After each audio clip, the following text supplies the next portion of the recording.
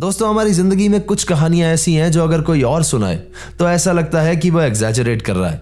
शायद उसकी इमेजिनेशन ज्यादा एक्टिव है या फिर शायद उसने हॉरर मूवीज ज्यादा देख ली हैं। और आज की कहानी में हुई खौफनाक घटनाएं भी कुछ ऐसी ही हैं। ये कहानी है एंजेला नाम की एक औरत की, और ये कहानी हमने रेडिट के एक सब फोरम नो स्लीप से ली है। हमने उनकी सिक्योरिटी और प्राइवेसी के लिए उनका नाम चेंज कर दिया है, लेकिन ये कहानी एकदम एग्जैक्ट वैसे की वैसे मैं आपके सामने लेकर के आया हूं। कहानी है तब की जब एंजेला अपनी फैमिली के साथ एक हॉलिडे मनाने के लिए एक रिजॉर्ट में गई, लेकिन वहां पर उनके साथ कुछ ऐसा हुआ, कुछ ऐसी खौफनाक घटनाएं हुई कि वहां से वापस लौटने के बाद एंजेला को ऐसा लगता है कि शायद कुछ है जो उनके साथ वापस लौट आया है। लेकिन काश बात सिर्फ इतनी सी होती। एंजेला ने यह सब कुछ लिखना और शेयर करना इसीलिए शुरू किया क्योंकि अब उन्हें समझ में नहीं आ रहा है कि आखिर वो करें तो क्या करें। एंजेला के हस्बैंड को लगता है कि वो सिर्फ स्ट्रेस्ड है। उनकी सिस्टर को उनकी बात पर यकीन है, लेकिन उनके पास भी इस चीज का कोई भी एक्सप्लेनेशन नहीं है। अब पूरे 3 से 5 रातें हो गई हैं, एंजेला सोई नहीं है क्योंकि उन्हें हकीकत में ऐसा लगता है कि उस रिजॉर्ट से कोई चीज उनके साथ में आ गई है। कहानी की शुरुआत होती है जब ये लोग कुछ दिन स्पेंड करने के लिए एक छोटी सी फैमिली हॉलिडे पर निकलते हैं। एंजेला, एंजेला का हस्बैंड, उनके बच्चे और एंजेला की सिस्टर। महंगी कॉफी, हर तरफ साइकिल चलाते लोग, कूदते हुए फ्रॉग्स और हर जगह इतनी सारी एक्टिविटीज कि इंसान कंफ्यूज हो जाए। सब कुछ एकदम नॉर्मल लग रहा था और ये ट्रिप एक छोटा सा रीसेट होने वाला था। फर्स्ट डे जब वो लोग लॉज पहुंचे तो पहली नजर में सब कुछ एकदम ठीक था। घर टाइडी था, क्लीन था और टिपिकल हॉलिडे स्टाइल में डेकोरेट किया हुआ था। सब कुछ इतना ज्यादा परफेक्ट था कि थोड़ा सा आर्टिफिशियल फील होने लगा था। अब इस लॉज के जस्ट बैक साइड में बड़े बड़े ग्लास डोर्स लगे हुए थे जो कि पीछे के घने पेड़ों वाले जंगल की तरफ खुलते थे।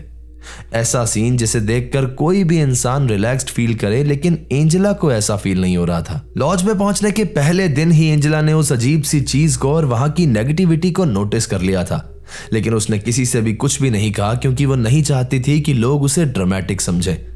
तब तक वहां पर काफी ज्यादा अंधेरा भी हो चुका था और अब एंजेला किचन में खड़ी होकर के मग्स रिंस कर रही थी, जबकि बाकी के लोग लिविंग रूम में बैठ करके बातें कर रहे थे। पीछे लगे बड़े बड़े ग्लासेस अब मिरर का काम कर रहे थे, जिसमें बाहर का जंगल नहीं बल्कि रूम के अंदर का रिफ्लेक्शन और एंजेला के पीछे का सारा सीन दिखाई दे रहा था।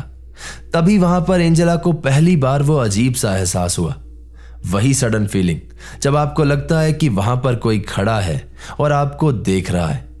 एंजेला ने तुरंत पलट करके ग्लास की तरफ देखा तो एक पल के लिए उसे ऐसा लगा कि ग्लास के बाहर उसने एक शैडो जैसी फिगर देखी जो बिल्कुल इंसान जितनी बड़ी थी और डोर के एकदम पास में खड़ी हुई थी। एंजेला ने पलट करके प्रॉपरली देखा, लेकिन वहां पर कोई भी नहीं था। उसने खुद को समझाया कि शायद ये रिफ्लेक्शन का इल्यूजन होगा। जब उसने अपने हस्बैंड से बात की तो उसने भी वही कहा और उसकी सिस्टर भी हंसने लगी और उसने कहा कि शायद जंगल का एटमॉस्फेयर तुम्हारे दिमाग में घुसने लगा है। एंजेला भी हंस पड़ी, लेकिन उस दिन के बाद वो बार बार उन ग्लास डोर्स को चेक करने लगी। अगली सुबह एंजेला सबसे पहले उठी और उठते ही वो शावर लेने के लिए चली गई। वो आधी नींद में थी और अभी उसके दिमाग में सिर्फ कॉफी का ख्याल आ रहा था। इस बाथरूम के अंदर एक फ्रॉस्टेड ग्लास शावर स्क्रीन लगी हुई थी और शावर चलते चलते पूरे ग्लास पर स्टीम लग चुकी थी और वो ग्लास धुंधला हो चुका था। जब एंजेला नहा करके बाहर आ रही थी तो उसकी नजर उस ग्लास पर पड़ी और उसने देखा कि उस धुंधले ग्लास पर किसी ने कुछ लिखा हुआ है। शुरू में एंजेला बस उस ग्लास को घूरती रह गई क्योंकि उसका दिमाग तुरंत समझ ही नहीं पाया कि वो क्या देख रही है। स्टीम के ऊपर क्लियरली कुछ लेटर्स बने हुए थे, जैसे किसी ने पहले कभी कंडेंसेशन के ऊपर उंगली घुमा करके कुछ लिख दिया हो और अब स्टीम ने उन मार्क्स को रिवील कर दिया हो। उस पर लिखा था I see you। एंजेला तुरंत हंस पड़ी, मजाक की वजह से नहीं बल्कि इसलिए क्योंकि वो चीज इतनी ज्यादा अजीब लग रही थी कि उसके दिमाग ने सबसे पहले उसे मजाक बना करके समझाने की कोशिश की। उसे लगा कि शायद कोई पुराना गेस्ट मजाक मजाक में लिख गया होगा या फिर किसी क्लीनर ने फन के लिए ये सब कर दिया होगा। लेकिन फिर उसने नोटिस किया कि वहां पर और भी कुछ लिखा है, थोड़ा हल्का सा, जैसे कभी बहुत पहले लिखा गया हो और अब क्लियरली विजिबल ना हो। एंजेला थोड़ा और आगे झुकी और उसने पढ़ा don't look out after 2 AM। ये मैसेज पढ़ते ही एंजेला ने जल्दी से वो ग्लास को वाइप कर दिया, जैसे ऐसा करने से वो मैसेज कम रियल हो जाएगा।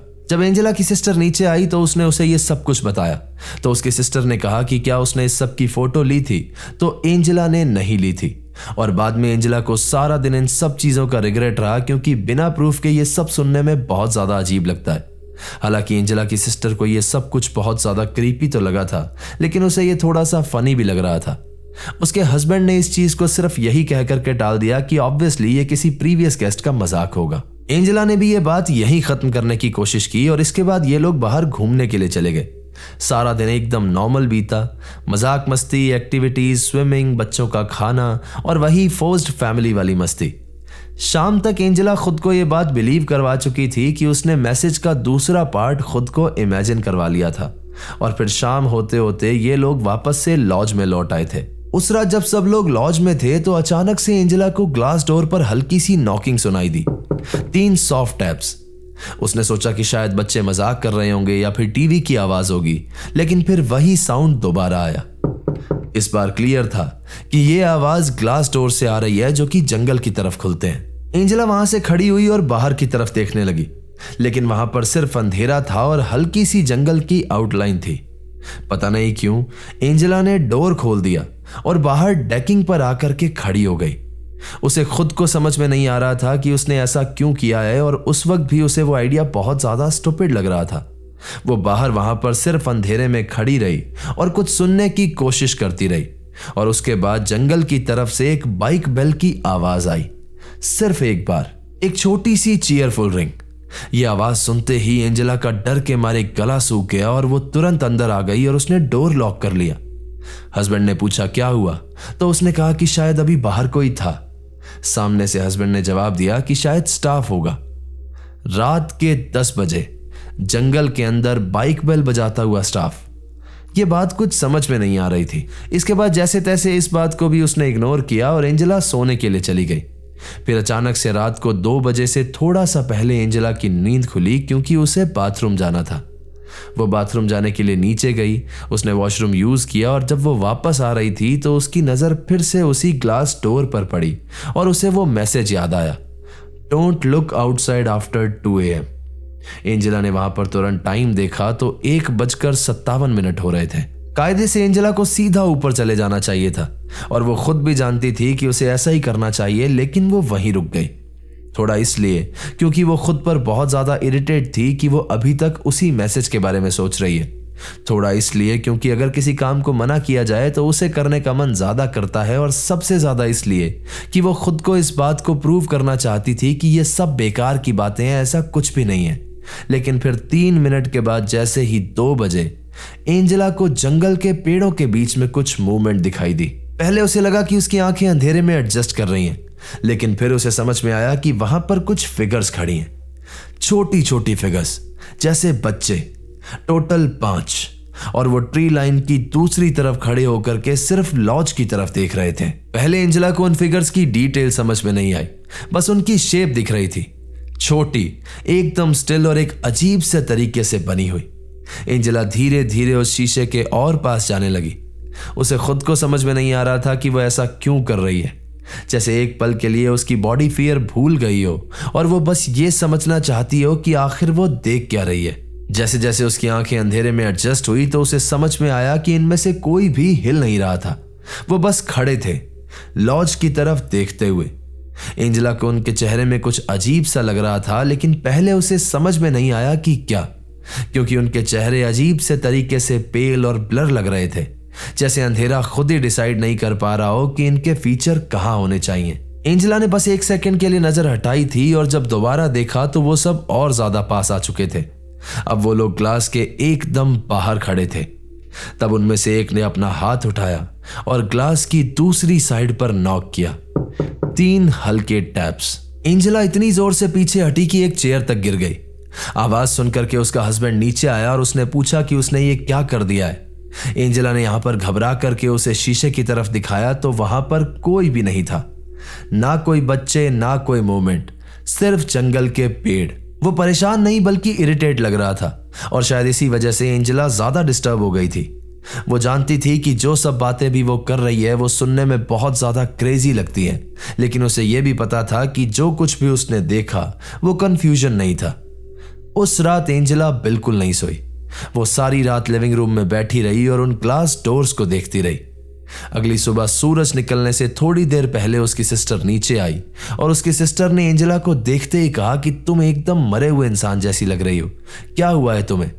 सामने से हल्की सी आवाज में एंजेला ने कहा, मैंने कुछ देखा। ये बात सुनते ही एंजेला की सिस्टर एकदम चुप हो गई और उसने बहुत संभल करके एक सवाल पूछा, कितने थे? और यही पल था जब एंजेला के अंदर सच में पैनिक शुरू हुआ। वो अपनी बहन को यहां पर घूरते ही रह गई और फिर उसने बहुत ज्यादा हैरान होकर के एक सवाल पूछा, क्या? सामने से एंजेला की बहन किचन के काउंटर से टेक लगा करके खड़ी हुई। उसने अपने हाथ सीने से फोल्ड किए हुए थे और फिर डरी हुई आवाज में उसने कहा, तुम्हें कितने दिखे? ये बात सुनते ही एंजेला के शरीर में एक ठंडी सरसराहट दौड़ गई और उसने धीरे से जवाब दिया, 5। इसके बाद एंजेला की बहन ने यहां पर अपनी आंखें बंद कर ली। एंजेला नहीं जानती थी कि जब वो दोबारा आंखें खोलेगी तो उसके पास कौन सा एक्सप्रेशन होगा, लेकिन वो डर नहीं था, बल्कि वो कुछ याद करने की कोशिश कर रही थी। फिर उसने बताया कि पहली रात जब वो शॉप तक जा रही थी तो उसने जंगल के बीच में से शॉर्टकट के लिए एक पाथ लिया और वहां पर उसने एक फेंस्ड प्ले एरिया देखा जो उसे पहले कभी भी नजर नहीं आया था। उसने कहा कि वहां पर 5 बच्चे खड़े थे।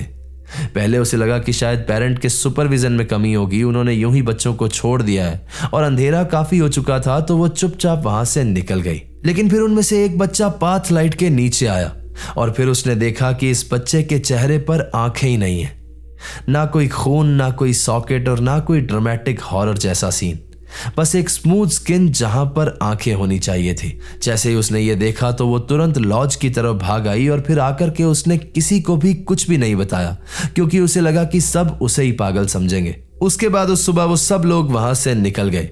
ट्रिप का बाकी का हिस्सा उन लोगों ने कैंसिल कर दिया। ना ब्रेकफास्ट किया, ना पैसे वेस्ट होने पर कोई डिस्कशन हुआ, बस सामान पैक किया, गाड़ी में रखा और वहां से निकल गए। उसका हस्बैंड ज्यादातर इरिटेट ही लग रहा था क्योंकि उसे लग रहा था कि दोनों बहनें बहुत ज्यादा ओवर रिएक्ट कर रही हैं। बच्चे ऑलरेडी अपसेट लग रहे थे क्योंकि उन्हें इन सब के बारे में कुछ भी नहीं पता था, लेकिन ये दोनों बहनें बहुत ज्यादा घबराई हुई थी। इसके बाद ये लोग रिसेप्शन पर पहुंचे और वहां पर एंजेला कहने ही वाली थी कि आप लोग अपना लॉज 47 चेक करवा लो, शार ग्लास क्लीन करवा लो और यह भी पता कर लो कि लोग स्टीम में इतनी क्रीपी चीजें क्यों लिख रहे हैं। लेकिन इतने में ही रिसेप्शन डेस्क के पीछे से एक औरत बहुत ही ब्राइट स्माइल के साथ बोली, did you all sleep well? पहली नजर में तो यह एक नॉर्मल कस्टमर सर्विस लग रही थी, लेकिन फिर एंजेला को यहां पर कुछ अजीब सा महसूस हुआ।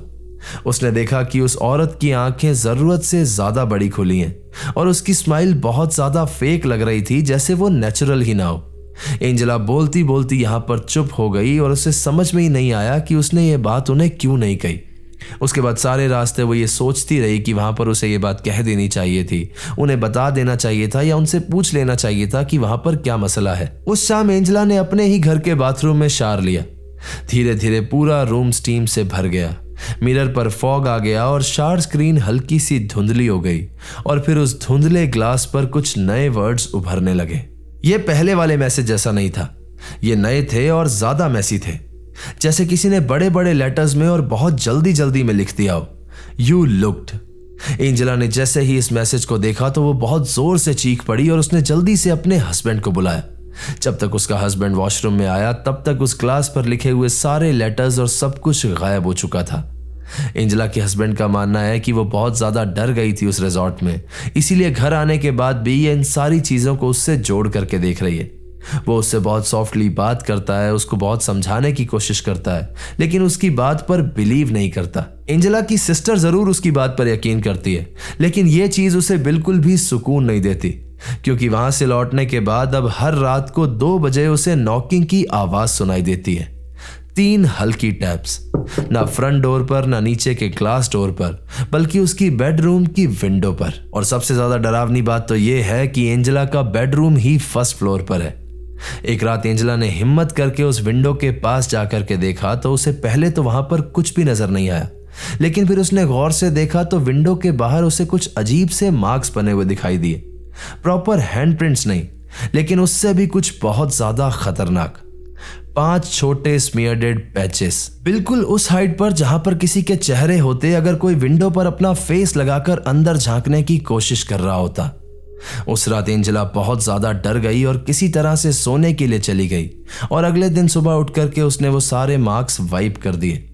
उसके बाद कई रातों तक एंजेला रोज विंडो चेक करती रही, अपने आसपास ग्लास डोर्स चेक करती रही और बहुत ज्यादा डर में रही। ये स्टोरी लिखते हुए उन्होंने बताया कि ये स्टोरी उन्होंने रात को 1:34 पर लिखी है और वो बहुत ज्यादा डरी हुई हैं और वो लोगों से कहना चाहती हैं कि अगर आप कुछ ऐसा जानते हैं, आपने ऐसा कुछ सुना है, तो आप प्लीज इसके बारे में बताएं। उनका कहना है कि मैं ये भी जानती हूँ कि लोगों को लगेगा कि मैं बहुत ज्यादा एग्जैजरेट कर रही हूँ, मुझे उन मैसेजेस को इग्नोर कर देना चाहिए था, लेकिन उन्होंने कुछ बाहर देख लिया था और दिक्कत ये थी कि जो बाहर था उसने भी एंजेला को देख लिया था। तो ये थी आज की कहानी दोस्तों। कहानी आपको कैसे लगी मुझे कमेंट करके जरूर बताइएगा और अगर आपको वीडियो पसंद आई है तो इसे लाइक कर दें, हाइप कर दें और अपने कमजोर दिल वाले दोस्तों के साथ शेयर कर दें। चैनल अगर अभी तक सब्सक्राइब नहीं किया है तो इसे सब्सक्राइब कर लो, वहां पर एक बेल आइकन होगा उसे प्रेस कर देना ताकि आगे आने वाले समय में मैं जो रियल लाइफ इंसिडेंट्स पर कहानियां लेकर के आऊंगा वो सबसे पहले आप तक पहुंचती रहे। अगर आपके पास भी ऐसी कोई कहानी है जो किसी सत्य घटना पर आधारित है तो नीचे दिए गए जीमेल एड्रेस और इंस्टा आईडी पर आप उसे हमारे साथ शेयर कर सकते हैं। दोस्तों मैं आप लोगों के लिए मंडे स्पेशल एपिसोड्स लेकर के आया हूं ताकि मैं वीक में आपके लिए 3 वीडियो डाल सकूं। वेडनेसडे और सैटरडे को हम वो वीडियोस डालते हैं जिनके अंदर विजुअल्स होते हैं और मंडे को विजुअल्स की जिम्मेदारी मैं आपकी इमेजिनेशन पर छोड़ता हूं। हम उस फॉर्मेट को कंटिन्यू तभी करेंगे जब उस पे अच्छे व्यूज आएंगे और आप लोगों का रिस्पांस आएगा, तो आप प्लीज मुझे बताइएगा कि हम उसे कंटिन्यू करें या फिर ना करें। तो चलिए दोस्तों, अपना ख्याल रखिए, खुश रहिए, हंसते खेलते रहिए। मिलते हैं अगली बार ऐसी ही किसी खौफनाक कहानी के साथ। सायोनारा, हर हर महादेव।